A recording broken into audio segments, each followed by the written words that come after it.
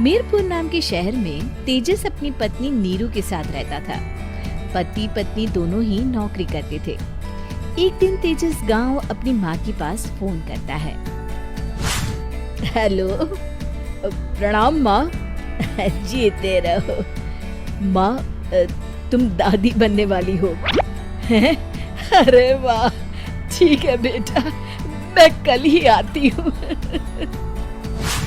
जब माँ जी शहर पहुंची तो बेटे बहू ने बहुत अच्छे से स्वागत किया। लीजिए माँ जी चाय। अरे गर्मा गर्म पकोड़े ले आओ माँ के लिए। नीरू रसोई में गई और 2 मिनट में ही पकोड़े ले आई। जी ये लीजिए। बहू जादू से बनाए हैं क्या? अभी तो रसोई में गई थी। यम्मी। माँ जी, शीला रसोई में पकोड़े तल रही है, मैं बस लेकर आई। हे भगवान, मेरा धर्म भ्रष्ट कर दिया तूने। अब तो गंगा जल से शुद्धिकरण करना होगा। दूसरे दिन, माँ जी मैंने नाश्ता बना दिया है, ऑफिस जा रही हूँ। पर अभी तो घर का सारा काम पड़ा है। शीला आती ही होगी, झाड़ू पोछा बर्तन कपड़े वो सब कर लेगी। हमारे जमाने में घर का सारा काम हम ही करते थे। जी माँ जी, आप बहुत होशियार हैं, मैं घर ऑफिस दोनों नहीं संभाल पाती। तो जरूरत क्या है घर से बाहर जाकर चाकरी करने की? वैसे भी घर का काम खुद करने से घर में बरकत आती है, समझी? पर माँ जी। पर वर कुछ नहीं, इस महीने की पगार मिले फिर ऑफिस बंद है। हाँ।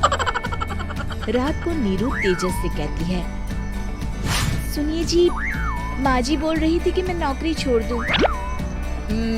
वैसे ठीक ही तो है, अभी तुम्हें आराम की जरूरत है।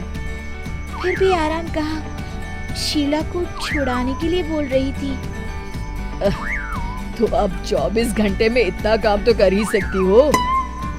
पर जॉब पसंद है मुझे, घर पर मन नहीं लगेगा। अगले दिन जब दोनों ऑफिस के लिए निकल रहे थे, मेरी तो कोई कीमत ही नहीं है इस घर में। माँ जी, आजकल महंगाई बहुत है, रहन सहन भी बदल गया है, दोनों नौकरी करते हैं तभी ठीक रहता है। अच्छा, तू कहना क्या चाहती है? मेरा बेटा तुझे बिठा के खिला नहीं सकता? तू ही इस घर का खर्च चला रही है, हैं? नहीं माँ जी, मेरा वो मतलब नहीं था। मतलब खूब समझती हूँ, ये बाल धूप में सफेद नहीं किए मैंने। हाँ। अब तो ये रोज का काम हो गया था। तेजस भी रोज की झिकझिक से परेशान हो गया था।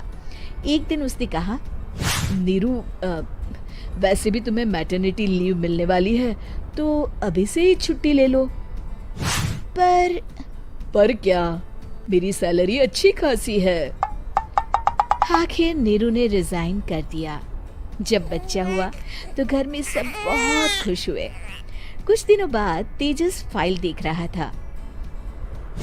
क्या हुआ तेजस, कुछ परेशान लग रहे हो?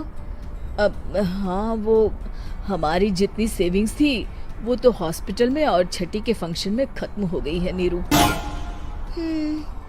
और अभी वैसे मंदी चल रही है तो मैं बोल रही थी कल मुन्ना को हेपेटाइटिस का टीका लगवाना है। नीरू, क्या पोस्टपोन नहीं कर सकते? नहीं जी, बिल्कुल नहीं। अब तेजस को समझ में आ रहा था कि उससे गलती हुई है। पैसों की कमी का असर घर के माहौल पर भी पड़ रहा था। अगले दिन, बेटा मेरा चश्मा और ये दवाइयाँ ले आना, पर्चा देते हुए माँ जी ने कहा। जी। तेजस, मुन्ना के लिए दूध का डिब्बा और डायपर भी ले आना, और ये किराने के सामान की लिस्ट है, इसे भी लाना है। तेजस गुस्से में लिस्ट मरोड़कर फेंकता है और चिल्लाता है, पैसे क्या पेड़ पर उगते हैं? ये ले आना, वो ले आना। अरे पर ये जरूरत का सामान ही है। वो गुस्से में बिना कुछ कहे ऑफिस चला गया। अरे अरे लंच तो ले जाइए। नीरू दौड़कर डिब्बा पकड़ाती है। एक दिन खाना खाने के बाद, नीरू, अब तो मुन्ना कुछ बड़ा हो गया, तो अब तुम वापस ज्वाइन कर लो ना जॉब। पर इस रिसेशन में जॉब मिलना बहुत मुश्किल है। ट्राई तो करो। फिर मुन्ना, माँ जी है ना, और एक फुल टाइम मेड भी लगा लेंगे। पर माँ जी, उन्हें तो पसंद नहीं। तभी माँ जी वहाँ आ जाती है और प्यार से नीरू के सर पर हाथ फेरते हुए बोलती है, अब मेरी समझ में आ गया बहू, पहले के और अब के समय में अंतर है।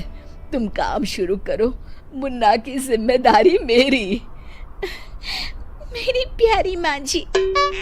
ये कहकर नीरू उनके गले लग गई। शिक्षा, परिवर्तन संसार का नियम है, हमें भी समय के साथ चलना चाहिए। उम्मीद है कि आपको हमारी ये कहानी पसंद आई होगी। कृपया हमारे चैनल को सब्सक्राइब करें और सभी अपडेट्स के लिए बेल आइकन जरूर क्लिक करें। और हाँ, वीडियो लाइक और शेयर करना मत भूलिएगा। Bye bye.